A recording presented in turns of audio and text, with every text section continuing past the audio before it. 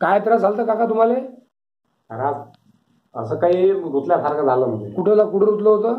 पायाले. नंतर काय झालं मग? नंतर दोन दोन दोन येणं जाणं नदीतून आलो.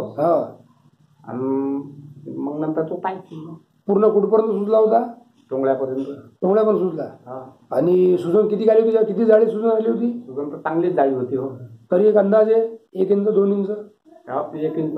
अच्छा. त्याच्यात त्रास काय होता तुम्हाला मग? त्रास असं रक्त घोटलेलं दिसलं. अच्छा. त्याच्यात मग ते काही पू असं बरं तयार झालं. बरं. मग आपण होमिओपॅथिक मेडिसिन दिल्यानंतर किती दिवस लागले त्याला बसायला? तर त्याला 15-20 दिवस. मग ते पूर्ण सुजन उतरून गेली? त्याच्यामध्ये काय काय त्रास होता तुम्हाला? त्याच्यात त्रास म्हणजे असं पू निघत होता. आणि ड्रेसिंग चालू. बरं.